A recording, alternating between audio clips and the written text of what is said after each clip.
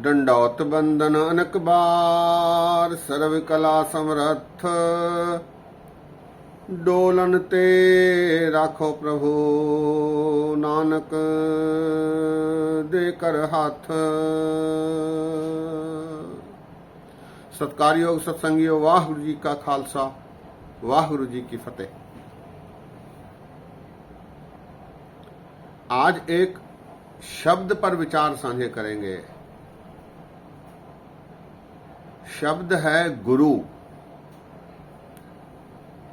गुरु सिख पंथ में गुरु को सर्वोच्च स्थान प्राप्त है। गुरमत में गुरु को सबसे ऊंचा माना गया है। गुरु अर्थात उपदेश देने वाले। गुरु का अर्थ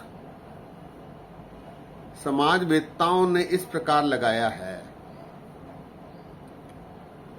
गु अर्थात अंधकार, अज्ञान का अंधकार, और रू से तात्पर्य है दिव्य प्रकाश, ज्ञान का प्रकाश, अध्यात्म का प्रकाश। जो अज्ञान के अंधकार से अपने दिव्य प्रकाश अध्यात्म ज्ञान द्वारा अंधकार को दूर करवाता है, वो गुरु है। अज्ञान के अंधेरे को अपने दिव्य प्रकाश ज्ञान से दूर करवाने वाले गुरु। गुरु को गुरमत में सबसे ऊंचा स्थान है। वर्तमान में हमारे गुरु श्री गुरु ग्रंथ साहब जी महाराज हैं। गुरमत कहती है कि मनुष्य को प्रभु की प्राप्ति गुरु के माध्यम से ही संभव है।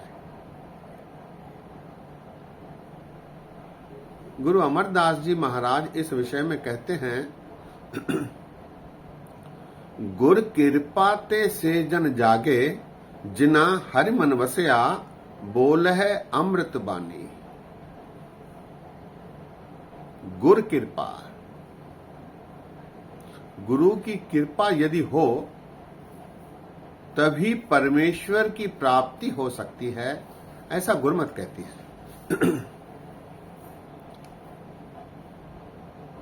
गुरु यदि प्रसन्न हो, गुरु के मन को यदि मनुख भा जाए,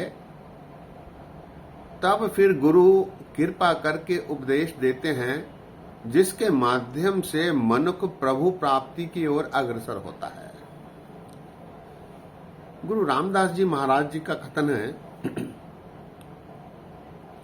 जो सास गिरास ध्याय मेरा हर हर, सो गुरसिख गुरु मन भावै। जो मनुष्य प्रत्येक क्षण परमात्मा को याद करता रहता है, उसकी आज्ञा को सत्य सत्य कर मानता है, वो गुरु के मन को भा जाता है। जो सास गिरास ध्याय मेरा हर हर, सो गुरसिख गुरु मन भावै। फिर उसकी परिणति, उसका परिणाम ही होता है, जिसनो दयाल होए मेरा स्वामी, तिस गुरसिख गुरु उपदेश सुनावे। मन को भाने के बाद दया करके गुरु उसे फिर उपदेश देता है, जिसके माध्यम से मनुष्य प्रभु प्राप्ति की ओर अग्रसर हो जाता है। जिसनो दयाल होवे मेरा स्वामी, तिस गुरसिख गुरु उपदेश सुनावे। उसके उपदेश को सत्य सत्य कर मानते हुए फिर प्रभु प्राप्ति उसे होती है। प्रभु के मन को भाने के लिए, पात्र बनने के लिए सिख को रहनी की पाबंदी करनी होती है, रहत की,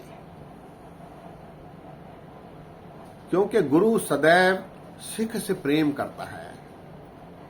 इसीलिए सिख को गुरसिख कहा गया है। गुरसिख, गुरु से सिख दूर नहीं हो सकता, इसीलिए गुरसिख। रहत की पाबंदी करने पर गुरु के मन को फिर सिख मनुख भा जाता है। रहनी केवल प्रतीकात्मक रहनी नहीं, कच्छा, केश, कड़ा, कंघा, कृपान, ये पंचककार रहत हैं, लेकिन प्रतीकात्मक हैं। ये प्रतीक हैं जो याद दिलाते हैं सच्चे सुच्चे कार्य करने हेतु। आंतरिक रहत भी जरूरी है। आंतरिक रहत है समाज में निर्धारित नियमों के पालन करते हुए सहजावस्था में मनुष्य अपना जीवन यापन करे। इसके लिए मनुष्य को कुछ नियमों का पालन करना है, जैसे रिश्वत नहीं लेनी, सूद नहीं खाना, नशा आदि बेचना वर्जित है, किसी को धोखा नहीं देना, किसी का लूट खसोट नहीं करना, नियमित रूप से अपने शरीर को स्वस्थ रखना, दूसरों पर दया दिखानी, ये आंतरिक रहत है। इस रहनी की पाबंदी भी उतनी ही आवश्यक है जितनी प्रतीकात्मक रहने की जरूरत है। गुरु सर्वोच्च है, इसे हमारे गुरुओं ने भी सर्वोच्च माना है। गुरु अर्जन देव जी महाराज सुखमनी में कहते हैं, आदि गुरुए नमः, जुगादि गुरुए नमः, सतगुरुए नमः, श्री गुरुदेव ए नमः। गुरु सर्वोच्च है। गुरु महाराज गुरु अर्जन देव जी गुरु की प्रतिभाएं, विशेषताएं दर्शाते हुए 52 अखरी में उन्होंने एक श्लोक रखा है और हिदायत की है कि उस श्लोक को 52 अखरी की आरंभता में और उसकी समाप्ति पर पढ़ा जाए। ये सरल भाषा में श्लोक है जिसके आखिरी अर्थ की आवश्यकता जरूरत नहीं, दास आप जी को वो सुना देता है। गुरुदेव माता, गुरुदेव पिता, गुरुदेव स्वामी परमेश्वरा, गुरुदेव सखा अज्ञान भंजन, गुरुदेव बंधप सहोदरा, गुरुदेव दाता हरि नाम उपदेश, गुरुदेव मंत्र निरोधरा, गुरुदेव शांत सत्य बुद्धि मूरत, गुरुदेव पारस परस्परा, गुरुदेव तीर्थ अमृत सरोवर, गुरु ज्ञान मज्जन परंपरा, गुरुदेव कर्ता सब पाप हरता, गुरुदेव पतित पवित्र करा, गुरुदेव आद जुगाद जुग जुग, गुरुदेव मंत्र हरि जप उधरा, गुरुदेव संगत प्रभ मेल कर कृपा, हम मूढ़ पापी जित लग तरा। अंतिम पंक्ति में महाराज कहते हैं, गुरुदेव सदगुरु पार ब्रह्म परमेश्वर, गुरुदेव नानक हरि नमस्कारा। गुरुदेव कोई और नहीं, स्वयं सदगुरु पार ब्रह्म परमेश्वर है। हरि हरि जन दो एक है, बिब विचार किछ ना है, जलते उपज तरंग ज्यों जल ही बिखै समाए। गुरुदेव सदगुरु पार ब्रह्म परमेश्वर, गुरुदेव नानक हरि नमस्कार। गुरुदेव सर्वोच्च स्थान पर हैं, इसीलिए हम गुरु के द्वार पहुंचते हैं। गुरु के द्वार जाकर गुरु के दर पर हम उनके उपदेश सुनते हैं, उनके उपदेशों को आत्मसात करके फिर अपना जीवन यापन करते हैं। जीवन यापन करते समय गुरु के उपदेशों को सास गिरास ध्याय मेरा हर हर, प्रत्येक क्षण उसकी याद में उसके हर हुक्म को सत्य सत्य कर मानते हैं।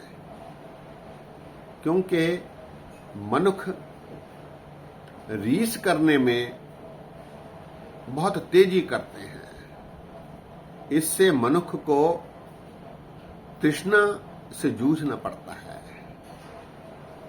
फिर अहंकार का भाव आता है।